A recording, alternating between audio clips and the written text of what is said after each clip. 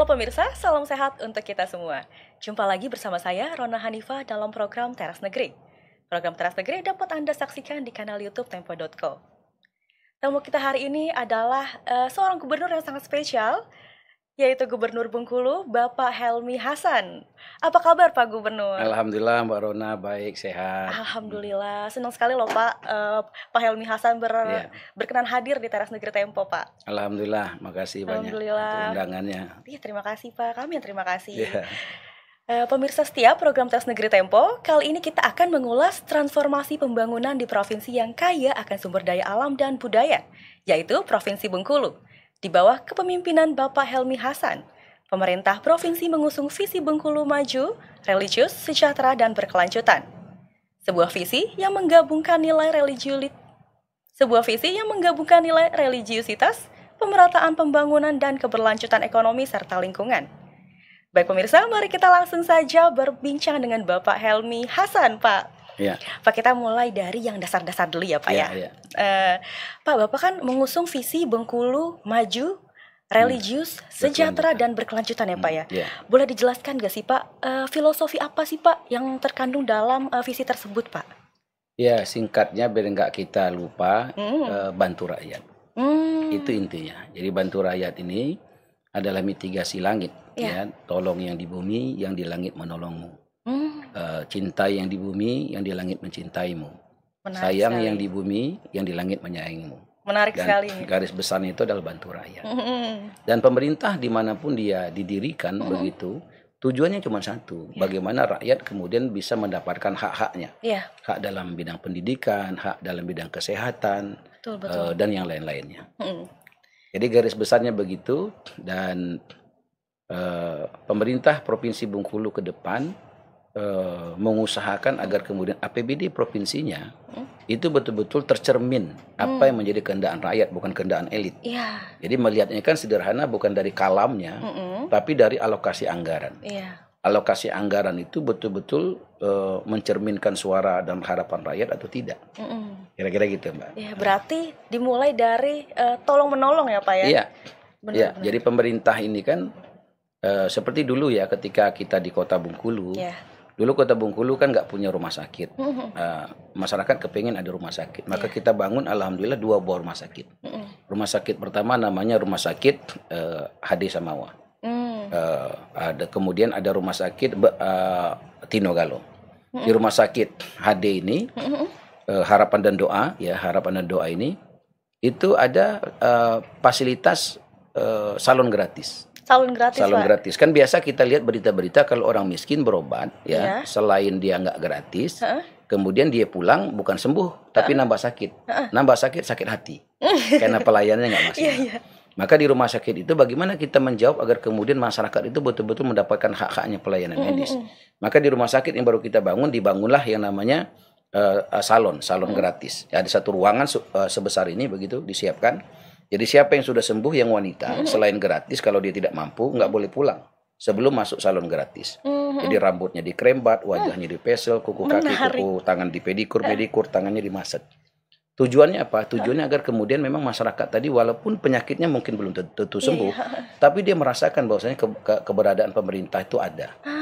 Misalnya satu hari pernah saya sidak di sana ketika masih menjadi wali kota.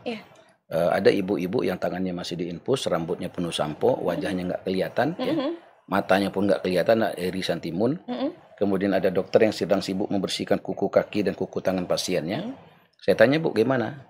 Ibu tadi katakan, anak kandung saya saja Pak belum pernah membersihkan rambut saya, wajah saya, kuku kaki, kuku tangan saya. Maka bagaimana perasaan Ibu? Dia katakan saya bahagia. Itulah tujuan pemerintah.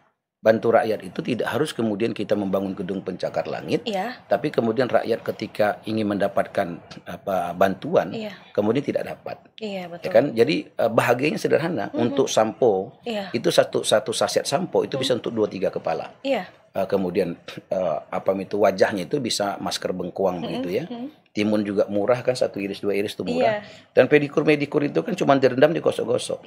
Tapi perasaan ibu tadi itu luar biasa gitu loh. Termasuk, dan ini kita akan buat di provinsi ketika jadi gubernur. Kami punya rumah sakit namanya Rumah Sakit M. Yunus Provinsi Bengkulu. Yang di tahun ini kita masih tipe B, tahun depan targetnya tipe A.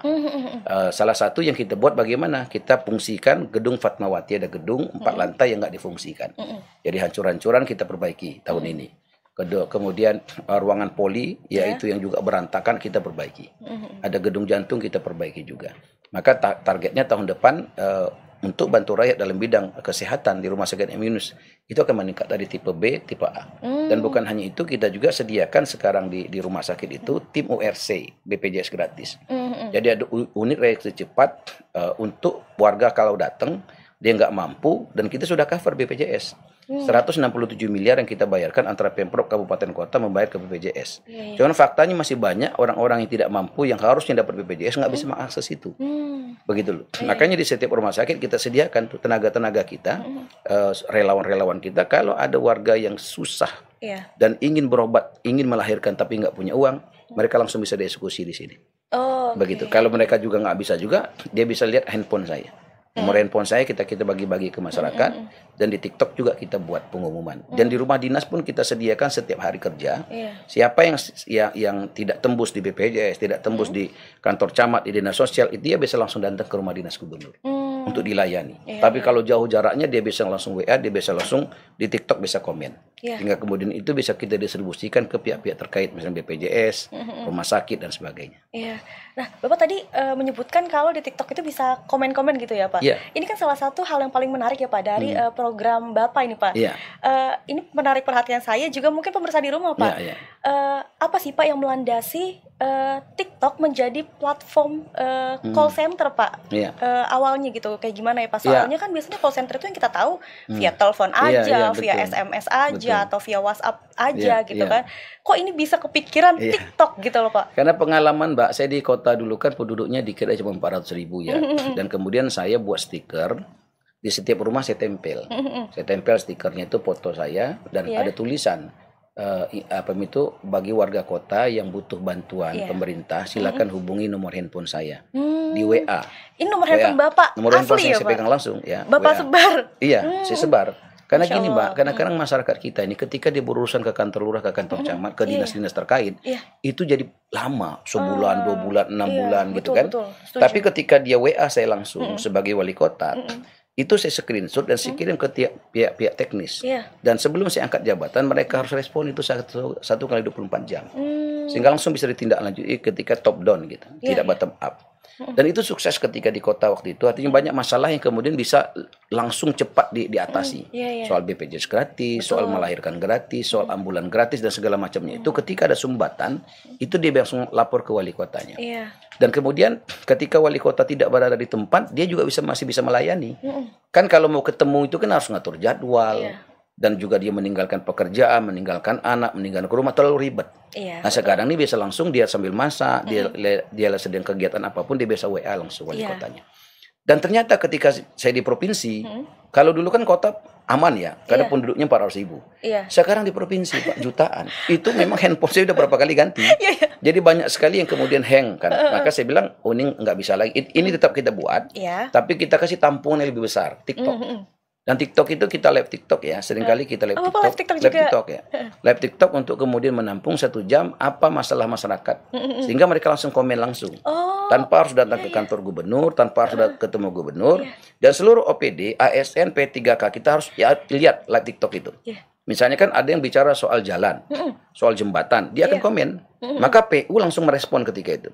Gitu. Ya bagaimana nih cerita jalan ini, gitu loh kan. Jadi absen saya itu salah satunya itu. Misalnya kan ada soal BPJS harus respon. Atau soal rumah sakitnya harus respon. Kalau tidak nanti ada tim kita screenshot dikirimkan ke OPD terkait. Sehingga kemudian nggak harus mereka kemudian datang ke OPD tertentu, gitu kan, disampaikan saja. Misalnya ada keluhan di sekolah. Pak, sekolahan ini memaksa kami beli baju seragam baru. Harus belinya di sekolahan. Kami nggak punya uang, Pak. Padahal kami punya teman anaknya sudah selesai, bajunya dikasih anak saya. Itu langsung kepala sekolahnya langsung kita minta. Naik. Misalkan sekolah SMA berapa? Naik. Coba Pak Kadis SMA sekian naik langsung. Kan gitu loh. Jadi nggak ada ruang gelap. Semua jadi, terang benderang, transparan. Jadi siapa yang bekerja, siapa yang tidak bekerja kan kelihatan. Betul. Dan ini menjadi momentum bagi kita untuk berbenah, begitu kan, berbenah agar kemudian masyarakat mendapatkan hak-haknya dan kemudian pemerintah menjalankan itu sesuai dengan regulasi yang ada. Tapi kalau gelap-gelapan, Mbak, yang baik bisa jadi jahat. Betul. Yang jahat bisa jadi tambah jahat. Tapi kalau terang benderang, insya Allah yang baik tambah baik, yang jahat jadi baik. Betul, karena kan terlihat semuanya. Terlihat semua. Termasuk juga saya bilang pembahasan anggaran pun di DPR di live TikTok saja. Agar kemudian setiap anggota dewan itu menyampaikan apakah betul dia menyampaikan keinginan rakyat, atau dia hanya menyampaikan keinginan dia sendiri. Maka kemudian masyarakat akan menonton. Besok ketika ada pemilihan kan dia akan pilih orang yang perjuangkan hak dia. Selama ini kan gelap-gelapan. Betul. Masyarakat nggak tahu pembahasan itu apa yang dibahas, kan gitu loh. Tiba-tibanya jadi saja gitu. Nah, kita ingin mengajak agar kemudian di zaman now, di zaman di mana ada media sosial yang begitu murah begitu kan, dan setiap orang bisa menyampaikan apapun harapannya, keinginan bahkan kritikannya, tidak harus di ruang gelap. Betul. Kalau di ruang gelap kan nanti malah nambah dosa.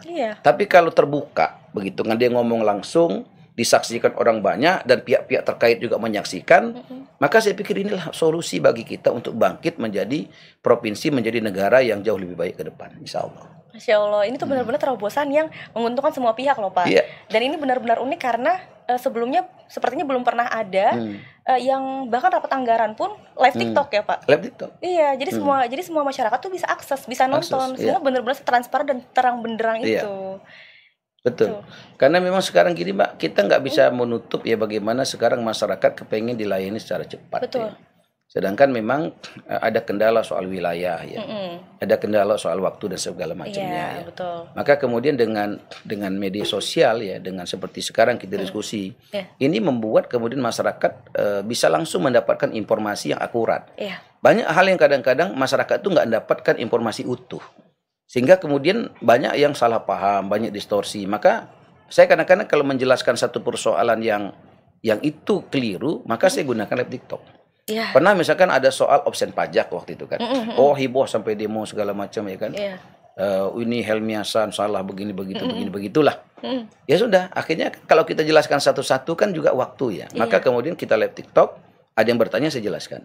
Bagaimana ceritanya opsen pajak itu? Kan banyak juga yang komentar tapi dia nggak tahu. Betul. Kan gitu loh. Dia komentar negatif karena memang nggak senang misalnya. Maka kita buka melalui live TikTok itu fakta yang sebenarnya. Ceritakan soal faktanya bagaimana, soal penilaian orang terserah. Mau setuju nggak setuju itu hak masing-masing orang. Tapi bagi kita media sosial terutama ya, dan seperti ini kita bicara melalui Tempo, ini kan menjelaskan fakta. Betul. Dan orang boleh mengecek apakah itu betul atau tidak. Misalnya kita ada program ambulan gratis di setiap desa dulu saya janjikan. Pro kontra terjadi apa nggak mungkin segala nggak masalah. Artinya kan setiap orang punya pandangan. Punya pendapat, Maka di tahun ini kita anggarkan 130 unit ambulan. 130 unit ambulan itu sudah kita bagikan per kecamat satu-satu dulu. Jadi satu desa di kecamatan itu diwakili satu desa dulu. Tahun ini. Tahun depan kita anggarkan lagi. Tahun depannya kita anggarkan lihat sampai setiap desa insya Allah dapat mobil bantu rakyat. Salah satu fungsi mobil bantu rakyat itu ada ambulan gratis. Fungsi yang lain terserah masing-masing desa nanti. Karena memang bagi kita di kota mungkin kita nggak ada masalah. Kita punya uang, ambulan banyak, clear. Tapi di kampung kan banyak beritanya. Ada orang sakit dibawa pakai motor trail. Betul. Jalannya hancur. Coba yang nggak sakit aja sakit. Apalagi sakit kan gitu loh. Makanya kemudian kita buatlah 130. Insya Allah akan dibagikan nanti di 17 Agustus. Jadi nanti bupati-bupatinya, desa-desa yang mendapat itu kita kasih. Sehingga kemudian nyata program ambulan gratis tadi. Dari mana uangnya? Ya kita pangkas mana yang kira-kira nggak terlalu penting bagi masyarakat. Kita pangkas. Misalnya kendaraan, kan biasa tuh tiap gubernur baru, mobil baru. Ya kan? Tahun ini saya bilang jangan dulu. Kita gunakan saja yang ada. Sebenarnya mobil-mobil dinas itu masih cukup bagus. Masih cukup bagus karena itu dipelihara terus ya. Nah yang dibutuhkan rakyat itu hari ini bukan bagaimana kepala daerahnya pakai mobil baru yang bagus. Tapi masyarakat ingin ambulannya yang baru, yang bagus untuk di desa-desa. Betul. Nah kemudian apalagi yang masyarakat inginkan ketika kita jalan mulus. Bagaimana masyarakat kita mendapatkan jalan mulus. Maka APBD kami 2,9 T, Mbak. Terbesar tahun ini kita menganggarkan untuk jalan, perbaikan jalan kurang lebih 600 miliar. Belum pernah sebelumnya selama Provinsi Bengkulu berdiri ada anggaran APBD murni, bukan DAK ya, APBD murni, itu senilai 600-an miliar. Iya. Nah, karena memang kita turun waktu nyalon kemarin, saya keliling-keliling ke kabupaten-kabupaten, rata-rata permintaan mereka adalah bagaimana jalan hancur jadi jalan mulus. Maka itu kita jawab melalui APBD. Yeah. Dan ini terbuka begitu kan. Artinya jalan mana yang cuman ada masalah lagi-lagi. Misalkan ada Kabupaten Benteng yang dapat alokasi 180 miliar. Tapi ada kabupaten lain cuman dapat misalkan 5 sampai 12 miliar. Mereka ngamuk, kenapa kami dikit ya? Karena saya bilang jalan Kabupaten Benteng ini lebih banyak yang rusak. Iya. Gitu loh. Artinya kan pakai kita skala prioritas ya, Pak. Skala prioritas gitu loh. Skala prioritasnya. Nah, termasuk juga soal ambulan. Pak, harusnya kan desa kami dapat, kenapa desa itu ada juga ribut. Nah, kita jelaskan. Karena desa ini pertama dia sudah mengusulkan lebih dulu. Yang kedua, titiknya sangat memungkinkan untuk merespon setiap desa-desa yang lain. Dan saya katakan justru kalau saya lebih baik belakangan dapat mobilnya. Karena kalau dapat mobil belakangan, mobilnya masih baru dan itu punya kita, punya desa. Kalau yang duluan ini kan jadi tumpangan desa-desa yang lain. Gitu loh. Betul. Dan menjelaskan itu paling efektif menurut saya dia seperti ini. Ya kita podcast, kita live TikTok gitu kan. Karena kalau pertemuan-pertemuan zaman now itu agak ribet. Misalkan kalau kita pertemuan skala besar misalkan di TikTok kita itu bisa puluhan ribu orang bahkan ratusan ribu orang. Lah kalau kita ngumpulkan 100.000 orang, di mana tempat yang muat? Nah, kemudian jadi repot, dia harus meninggalkan masakan, dia meninggalkan suaminya, dia meninggalkan, jadi repot. Dan kemudian pemerintah juga kan nanti harus menyiapkan juga itu kursinya, snacknya, segala macam dan belum tentu orang bisa dengar. Betul. Kan ngobrol-ngobrol di sini, ngobrol kita ngomong juga belum tentu dengerin. Tapi kalau di podcast seperti di Tempo atau di TikTok misalnya kan, orang bisa langsung jadikan potongan-potongan kecil yang itu bisa langsung di-share dan itu menjadi dokumen penting begitu. Kalau bahasa zaman now tuh jejak digital. Jejak digital, betul. Gitu. Iya, dengan ada di podcast, dengan ke TikTok, masyarakat juga lebih transparan dan percaya gitu kan. Karena fakta langsung kan sekarang selama ini seperti cerita Opsen Pajak itu kan, akhirnya masyarakat tahu cerita dan sekarang lagi proses perbaikan terhadap Opsen Pajak yang dirasa masyarakat itu terlalu tinggi itu. Gitu. Betul. Tapi Pak, kalau boleh tahu sih Pak, nilai-nilai apa sih Pak yang Bapak tanamkan dalam memimpin Provinsi Bengkulu saat ini Pak? Ya nilai yang kita inginkan bagaimana kemudian masyarakat begitu ada semangat untuk saling bantu, saling tolong menolong, tidak mengandalkan siapa-siapa. Dan pemerintah sendiri pun paham bahwasanya mereka sebagai pemerintah itu memang dibayar, baik baju dinasnya, baik gaji bulanannya, kendaraannya, semuanya dibayari oleh rakyat. Sehingga jangan lagi berpikir bahwasanya ketika rakyat minta bantuan terus ya ada duitnya enggak, kan gitu loh. Jadi bantu saja karena kita belum minta pun sudah dikasih. Gaji setiap soal cukup tidak cukup kan relatif. Menarik sekali. Tapi kalau kita bandingkan yang kita dapat, coba tanya ke rakyat, ada nggak mereka dapat bulanan? Nggak ada. Dan masyarakat kita kan nggak minta layan tiap hari. Maka di Provinsi Bengkulu kita buat juga gerakan sedekah nasi bungkus setiap hari. Sedekah nasi bungkus. Jadi daerah kami daerah bencana, Mbak. Ya seringkali gempa, ya kan.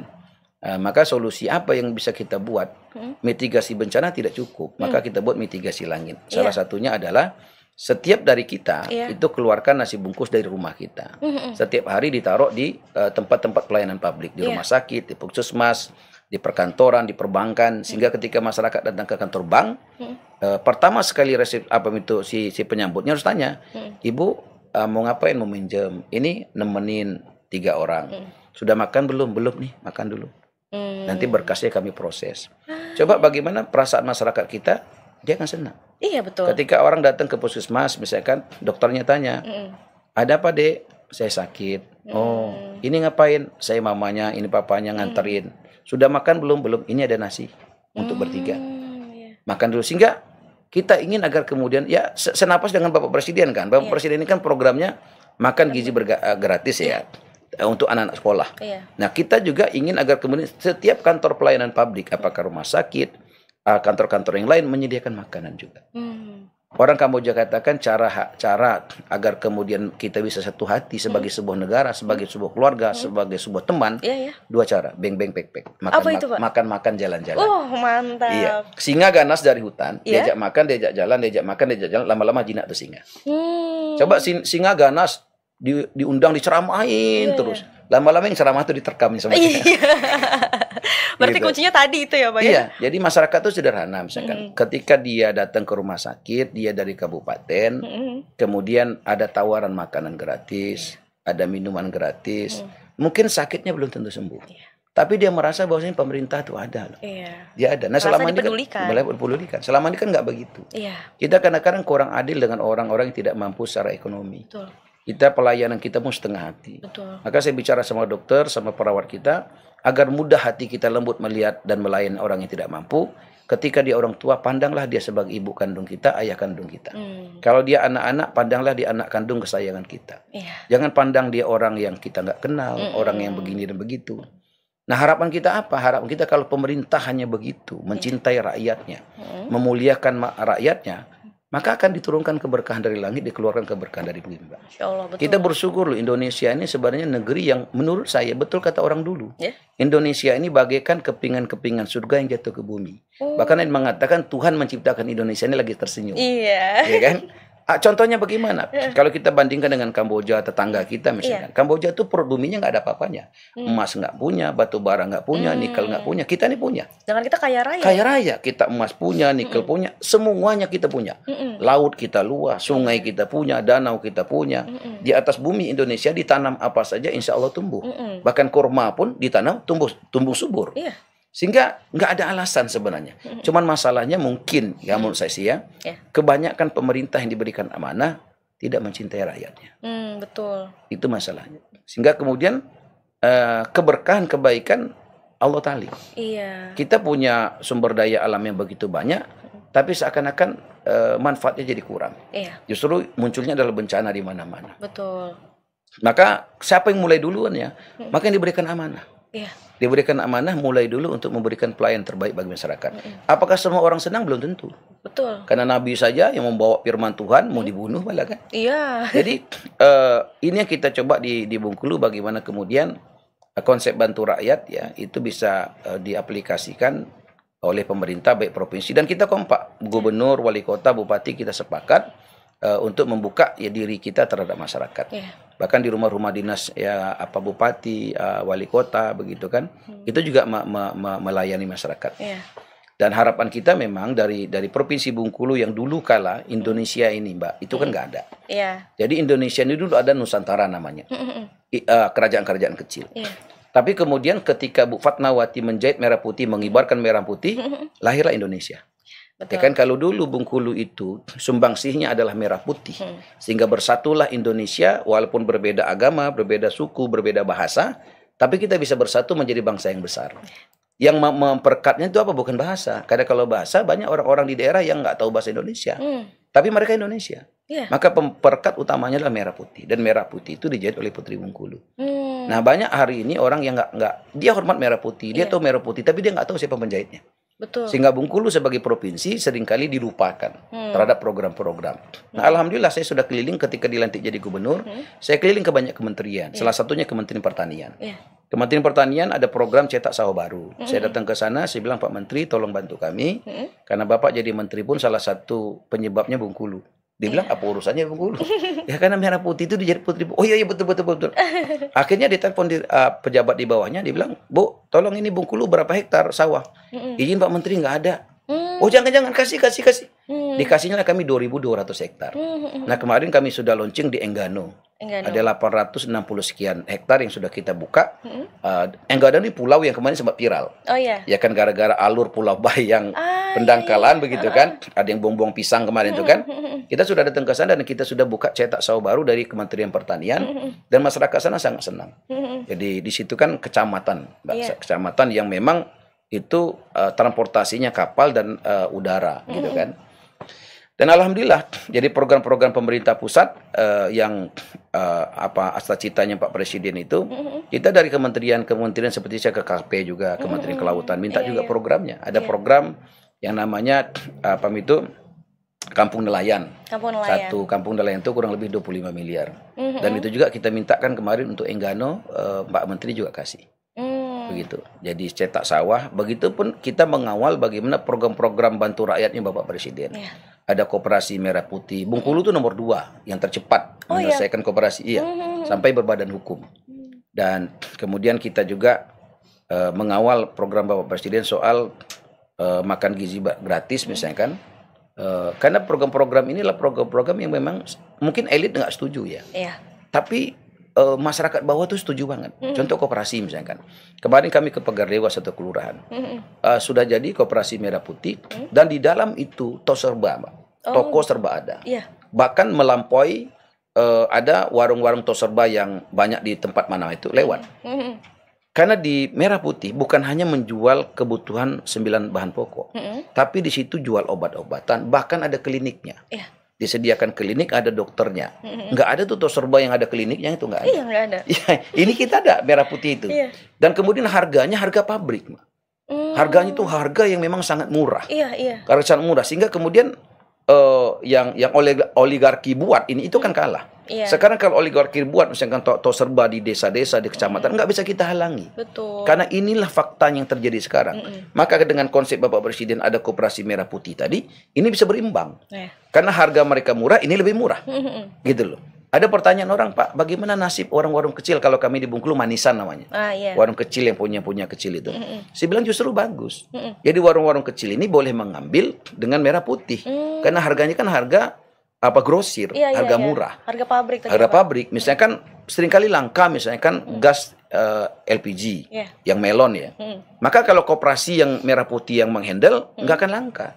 Karena punya pemerintah. Gitu loh. Tidak akan ada penaikan harga gitu kan. Sekarang kan ketika itu diserahkan tidak kepada yang resmi pemerintah, sulit kita kendalikan. Nah, begitu juga misalkan di sana saya temukan bagaimana kemudian ada dijual pupuk, dijual oli. Pokoknya intinya kebutuhan apa saja masyarakat tuh ada di koperasi merah putih.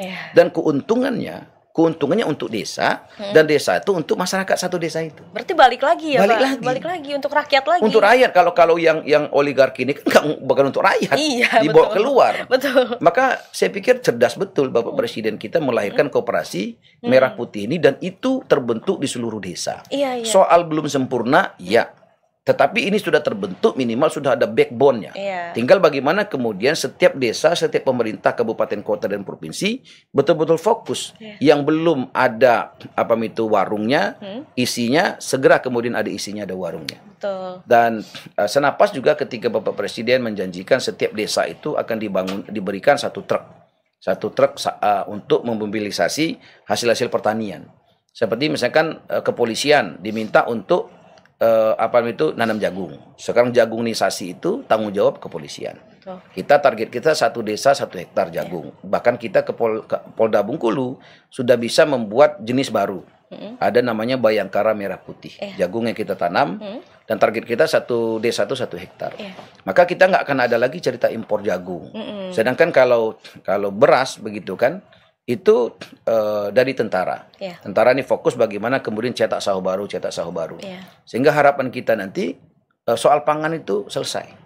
Target 5 tahun ini Bapak Presiden kita insya Allah nggak akan ada lagi cerita impor pangan. Karena pangan kita sudah lebih daripada cukup. Dan bahkan kita bisa menjual keluar. Dan inilah yang memang menjadi PR gitu pemerintah daerah. Dan kita melakukan kolaborasi karena retreat ya. Jadi kebijakan yang luar biasa itu adalah retreat, Mbak. Jadi retreat ini menyatukan antara pemerintah pusat, provinsi, kabupaten, kota. Nah, kalau dulu kan kita nggak punya nomor kontaknya Jaksa Agung. Kita nggak ada nomor kontaknya Kapolri, KPK tuh nggak ada. Menteri-menteri. Tapi dengan retreat semuanya memberikan nomor handphonenya. Memberikan nomor handphone sehingga kita bisa langsung menyampaikan persoalan itu kepada pengambil kebijakan. Nggak harus bertahap yang akhirnya memakan waktu lama dan akhir-akhirnya juga sulit dicarikan solusi. Ini sebuah shortcut ya Pak ya? Shortcut. Nah begitu juga yang kita lakukan di Bengkulu. Jadi pejabat-pejabat harus sampaikan tuh nomor handphone ke masyarakat. Seperti yang Bapak lakukan tadi ya Pak ya? Begitu. Ya memang agak repot kita ya melayaninya. Tapi nggak apa-apa ya, nggak mungkin semua bisa terlayani. Tapi minimal ada suara-suara masyarakat yang betul-betul SOS. Artinya butuh penanganan cepat itu bisa langsung direspon. Dan kalau gubernur yang langsung mengeksekusinya dengan jajaran di bawahnya. Dan kemudian mereka langsung harus buat video, Mbak. Bahwasanya mereka lakukan tindak lanjut. Proof ya Pak, butuh bukti ya Pak ya? Bukti. Bukan kita nggak percaya, walaupun iya juga sih sebenarnya. Tapi ini kan zaman sekarang ini nggak bisa hanya ngomong doang. Misalnya ada satu kejadian. Ada satu di Kepahyang. Dia orang tua wali murid, anaknya sekolah di SMA itu. Dia mengeluhkan soal dia dipaksa seragam tadi. Lah saya screenshot, langsung kasih ke dinas pendidikan. Saya kasih ke sekda, saya kasih ke inspektorat, saya kasih juga ke anggota dewan. Setelah itu langsung ditemui yang guru yang tertuduh itu, klarifikasi tidak ada itu, dan kalau toh ada ya begitu boleh ketemu. Sehingga intinya yang penting jangan ada yang namanya memaksa beli baju baru di sekolah. Jadi orang sekolah itu bukan soal baju baru atau tidak. Dulu kadang-kadang baju kita nggak jelas dulu. Anak zaman dulu pinter-pinter. Sekarang baju baru ganti terus belum tentu pinter juga. Gitu loh. Sehingga kemudian informasi seperti itu yang diperlukan handphonenya kepanggil kebijakan. Ada misalkan warga kita di Rejang Lebong. Di TikTok saya dia komen, Pak, anak saya habis digebukin orang, sekarang lumpuh. Penanganannya macet. Tolong Pak bantu. Saya screenshot. Saya kirim ke Pak Kapolda. Ya kan gitu. Saya kirim ke Kapolda, saya utus pengacara. Mbak, kita di provinsi juga kerjasama banyak pengacara. Jadi kalau ada masalah-masalah hukum yang menyentuh masyarakat kita, yang perlu pendampingan hukum dan itu free, gratis, maka kita kirim. Nah, saya kirimlah waktu itu pengacara kita untuk mendampingi kasus yang digebukin tadi. Langsung dia video, Pak Gub, saya sudah sampai, ini orang tuanya. Pak Gub, makasih. Pokoknya Bapak tenang, sekarang Pemprov sudah ngirim pengacara, akan didampingi sampai selesai. Akhirnya proses hukumnya bisa berjalan. Muncul lagi masalah ketika diponis, ponisnya begitu kecil. Heboh lagi, udah kita tangani lagi, kita kirim lagi. Sehingga memang dengan media, begitu dengan media ini, lebih memudahkan bagi kepala daerah, gubernur terutama untuk bekerja. Betul. Begitu, untuk bantu rakyat. Gitu.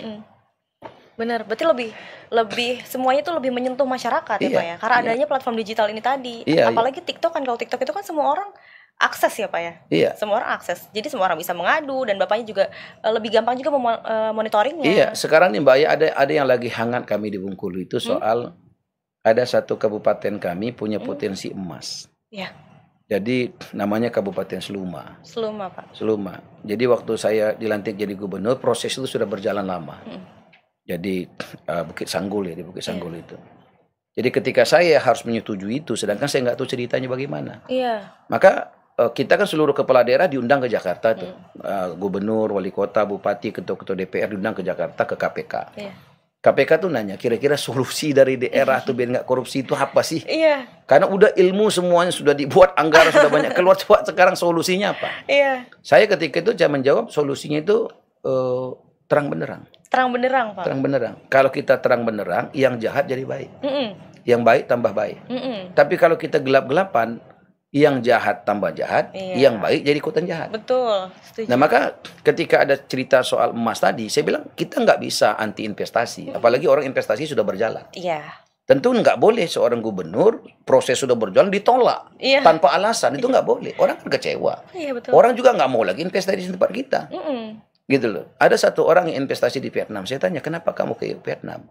Dia bilang, Pak, kalau Vietnam itu ada kepastian, Pak. Maksudnya kalau Vietnam itu ketika pemerintahnya sampai 1000 tahun pun dia nggak berubah. Nggak pelin-pelan gitu. Nggak pelin-pelan. Misalkan ganti kekuasaan, ganti lagi kebijakan. Nggak begitu. Kalau Vietnam itu, kalau di Indonesia kami agak ragu. Enggak, saya bilang.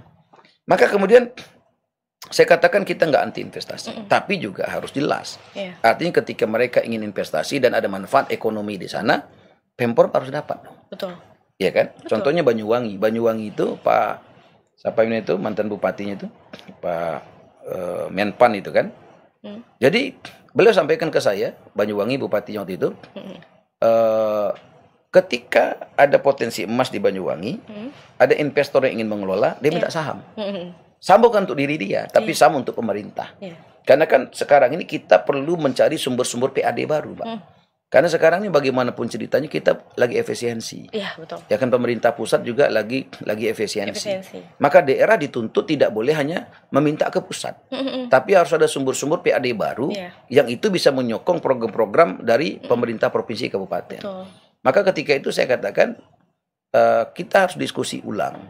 Artinya kalau tuh ada potensi ekonomi, saya ingin mencontoh Banyuwangi. Tolong kasih kami juga dong saham untuk pemerintah sehingga kemudian kita dapat PAD dari situ. Banyuwangi itu kalau nggak salah saya, informasi yang saya dapat itu sekitar 1 triliun setiap tahun anggaran. Kan lumayan. Kami PAD kami itu ya kurang lebih 1 triliun. APBD 2,9. Sedangkan program kita kepengen jalan mulus. Jalan mulus itu butuh 2,5 triliun untuk memuluskan jalan. Sedangkan kami paling maksimal tuh 600 miliar. Belum lagi yang lain-lain, Mbak. Maka harus ada solusi bagaimana agar Pemprov, Pemkab ini mendapatkan sumber PAD. Maka ketika ada aktivitas ekonomi di situ, maka kita juga harus meminta gitu loh. Nah selama ini setelah berproses dari kabupaten, DPR, provinsi, pusat dulu nggak ada cerita saham itu. Nah di zaman kita ini kita tahan dulu, tolong bagi saham untuk pemerintah, agar kemudian nanti pemerintah bisa menjelaskan kepada masyarakat. Nanti untuk membangun jalan ini duitnya. Itulah saya maksud transparan. Dan kita buat FGD berapa kali di live TikTok juga saya buat berapa kali. Orang boleh masuk. Ada yang setuju, ada yang nggak apa-apa. Nggak setujunya kenapa? Pak kami nggak setuju. Nanti kalau sudah dikeruk emasnya kami cuma nonton nggak kerja. Nah kita sepakati pekerjanya harus orang setempat, kan gitu loh. Terusnya apalagi masalahnya Pak nanti kalau itu ada emas di explore terus ada bencana alam. Nah kita tanya lagi gimana biar nggak bencana alam? Kita underground Pak. Underground. Jadi tidak pohon-pohonnya ditebang. Jadi hewan-hewannya tidak lari tapi underground. Maka kemudian itulah gunanya live TikTok. Jadi terbuka. Kita juga nggak mau dong merusak, ya kan? Hutan jadi hancur segala macam. Kita juga nggak mau. Maka sebagai pengambil kebijakan, investornya kita undang. Dialog. Saya nggak butuh apa-apa dari kamu.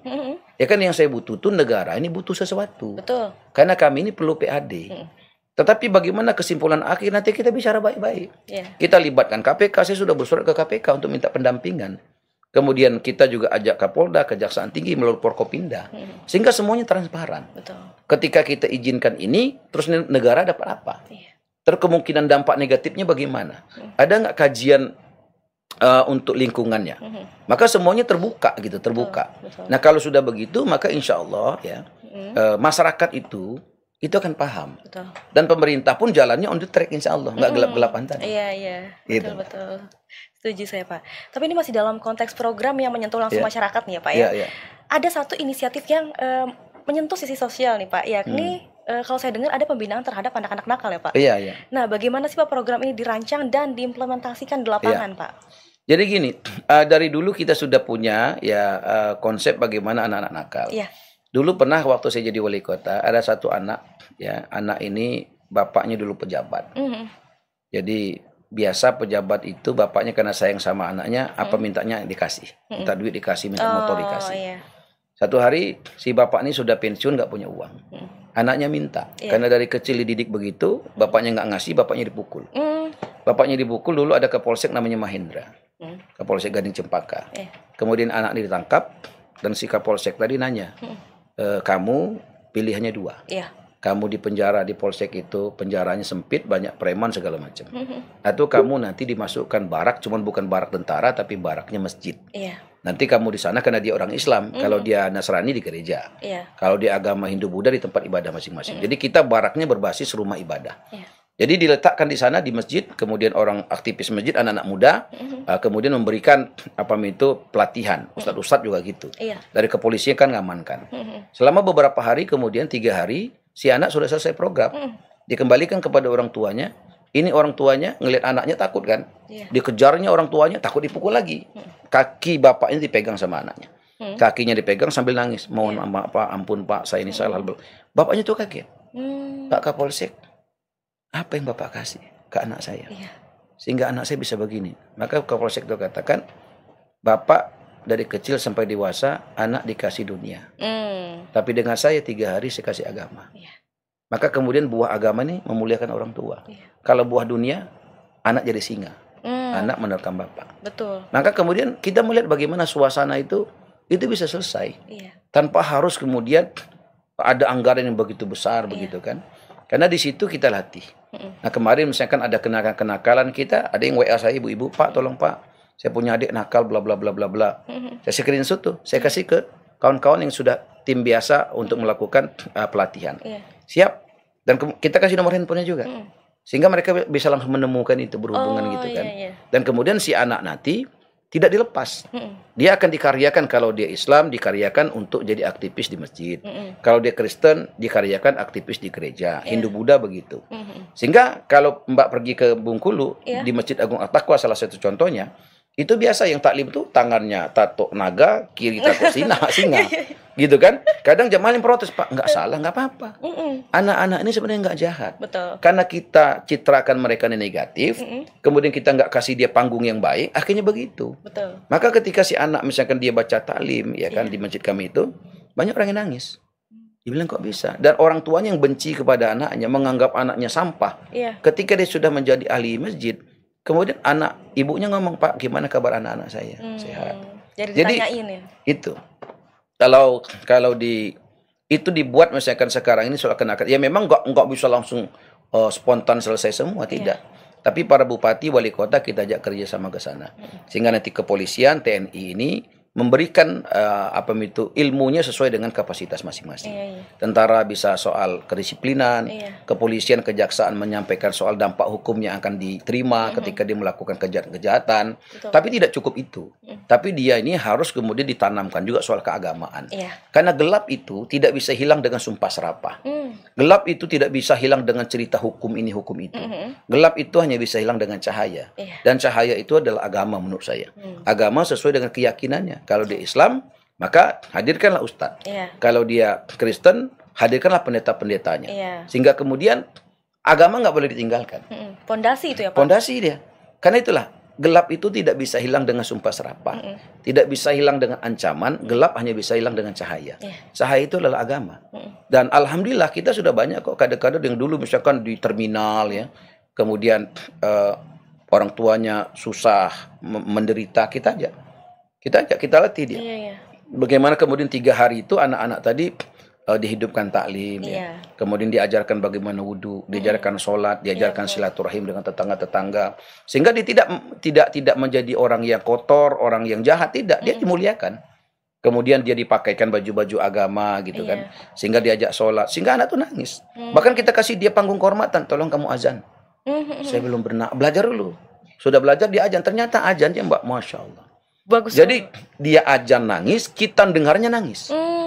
Ada yang memang dari pesantren bagus suaranya, kita nggak kesan bahkan. Tapi ada yang preman, dia tatoan, dia azan dengan hati.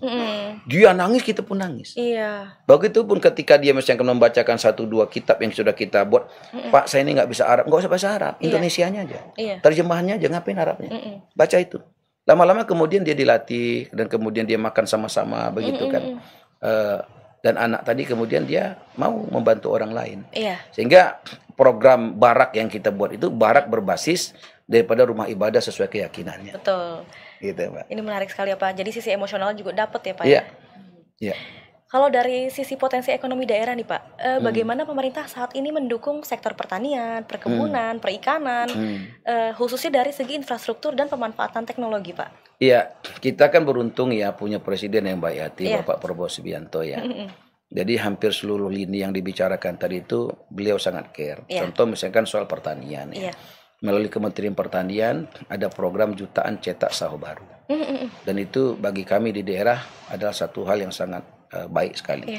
Karena sekarang ini di daerah itu banyak sawah berubah jadi ruko, banyak sawah berubah jadi rumah. Akhirnya kan sawah makin lama makin hilang, makin lama makin hilang. Nah, dengan gerakan cetak sawah baru ini, kita saja dapat 2.200 hektar, Mbak. Bayangkan loh, belum pernah ada sejarahnya semenjak Nabi Adam diciptakan. Di provinsi itu cetak sawah baru tuh belum ada tuh. Apalagi sebanyak itu ya, Pak ya? Sebanyak itu. Nah, kami dapat tuh 2.200 hektar. 2.200 ya, Pak? Bayangkan loh. Dan kemarin saya baru dengan TNI launching 868 hektar di satu pulau namanya Enggano tadi. Dan setiap kabupaten juga kita buat. Nah, sehingga antara pusat, pemerintah provinsi, Forkopimda, TNI, Polri itu kan satu-satu. Nah, kemudian tidak hanya TNI dan Pemprov, kita juga kerjasama sama kepolisian. Karena kepolisian itu punya wilayah kerja soal bagaimana kemudian jagunisasi. Dan kita sekarang di Bengkulu sudah menemukan satu bibit baru yang kita namakan Bayangkara Merah Putih. Bayangkara Merah Putih. Dia panen 1 hektar itu bisa lebih daripada normal. Dan itu kita kawal ketat. Misalnya kan ada lahan-lahan yang tidak produktif, itu kita jadikan. Bahkan ada lahan-lahan pertanian kita, balai kita untuk diemplot. Kemarin 10 hektar di Kepayang kita buat. Dan kita di desa-desa kita minta juga untuk mencari minimal 1 hektar. Dan tidak cukup hanya soal jagungnya, tapi Presiden menjanjikan akan memberikan satu desa itu satu truk. Sehingga untuk mobilisasi hasil-hasil pertanian itu ada kendaraannya. Dan tidak cukup itu juga disediakan gudang. Satu desa itu ada satu gudang besar untuk menyimpan hasil pertanian. Ditambah lagi misalkan dengan program makan gizi gratis ini. Setiap dapur yang dibuat itu bisa melayani kurang lebih 3.000 siswa dan siswi. Dan apa yang dimasak itu harus berasal dari kelurahan, kecamatan, kabupaten itu. Nggak boleh dari luar. Sehingga ibu-ibu kalau nanam pepaya, nanam pisang, ada yang beli. Begitu juga orang ternak ayam, misalnya kan beberapa ekor, ada yang beli telurnya. Sayur-sayuran ditanam jagung segala macam, ada yang belinya. Dan saya sudah melihat betul dapur yang dibuat itu luar biasa.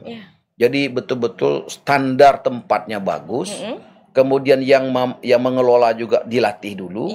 Dia punya seragam yang memang higienis dijaga betul. Dan kemudian sampai dari sumber mana nih makanan nih. Dan nanti packagingnya juga begitu. Packagingnya juga terbaik kan. Omprengan lah kalau bahasanya itu kan. Dan kemudian untuk mengantarkannya pun memang terjaga. Pakai tangan, pakai kendaraan yang sudah diatur. Sehingga targetnya bukan hanya soal bagaimana stunting diperangi. Bagaimana anak siswa-siswi sehat. Bertumbuh bagus. Tapi juga menciptakan ekonomi bergerak di desa-desa. Karena target kita kan dengan pertanian, dengan peternakan ini, itu angka pertumbuhan 8%. Sekarang kan Bengkulu baru 4, sekian hampir 5 ya. Jadi kita masih punya PR yang cukup besar, tapi saya yakin betul dengan investasi masuk, pertanian peternakan kita kawal ketat dengan anggaran pusat provinsi. Jadi nggak boleh mentang-mentang pusat terusnya provinsi enggak. Contoh ada kita cetak sawah baru di Rejang Lebong. Itu cetak sawah baru, cuma sumber airnya jauh. Perlu ada tambahan anggaran untuk mengalirkan air itu. Saya tanya berapa? 2,5 miliar. Nggak apa-apa, itu bagian provinsi. Kan cetak sawah dari pusat nih. Jadi tambahan untuk mengalirkan air itu 2,5 miliar, nggak apa-apa, provinsi yang ambil alih. Dan alhamdulillah ya, artinya kerjasama kita antara pemerintah pusat dengan retreat waktu itu, dengan menteri-menteri itu komunikatif. Kalau dulu kan susah kita mau ketemu menteri, jadwalnya wallahu alam gitu kan. Kalau ini kan kita WA gitu kan. Kita dengan Pak Menteri Dalam Negeri WA-WA aja. Bahkan Pak Menteri Dalam Negeri itu buat grup. Grup gubernur-gubernur, jadi kalau ada yang lambat misalnya kan Koperasi Merah Putih kurang, itu WA langsung dia. Berarti dipantau langsung ya, Pak? Dipantau langsung. Jadi kalau menteri sudah mantau kan kita siap. Kita harus. Gitu. Kalau dulu kan kalau dulu kan acara-acara formal di hotel, ngomong, yang nanya juga kayak gitulah. Artinya acaranya itu nggak konkret. Tapi kalau sekarang Pak Menteri Dalam Negeri membuat grup. Grup yang isinya gubernur-gubernur seluruh Indonesia, dan setiap ada perintah disampaikan di situ. Dan kalau dia nggak lihat itu langsung di WA dia, gitu loh, di WA dia. Dan kita harus melaporkan. Seperti kemarin kita terjadi pendangkalan. Itu Pak Menteri telepon saya beberapa kali. Karena beritanya kan di medsos seakan-akan Enggano itu kelaparan. Pemerintah nggak hadir. Wah, beritanya serem lah. Ada influencer juga banyak yang membuat komen. Dia juga belum pernah ke Enggano. Dia tahu nggak Enggano. Di situ katanya saking susahnya barter. Memang pulau itu barter tuh banyak. Mereka saling barter tuh biasa. Tapi bagi orang luar mungkin, wah itu kan nggak biasa.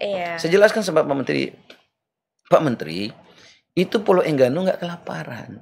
Karena mereka sawahnya ada. Dan mereka dikelilingi laut, dapat ikan tuh gampang. Lobsternya yang kecilnya itu seperti bayinya gajah. Karena di Enggano itu apa saja ditanam terbaik loh. Misalkan ada pisang. Pisangnya enak banget. Kita jadikan pisang kapas, kalau dimakan digoreng itu nggak ada keju, tapi rasa keju ada. Nanti saya kasih. Ya, Pak, ya? Tanahnya luar biasa. Pokoknya saya sudah ke sana. Kalau belum saya nggak bisa ngomong karena saya sudah ke sana. Saya dikasih minuman kelapa. Kelapanya kecil memang, kepala kelapa hijau.